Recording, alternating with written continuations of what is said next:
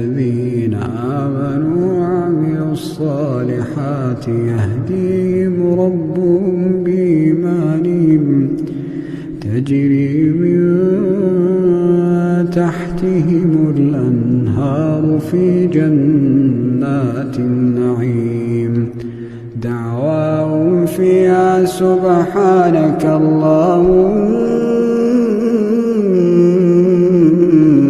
وتحيتهم فيها سلام وآخر دعواهم أن الحمد لله رب العالمين.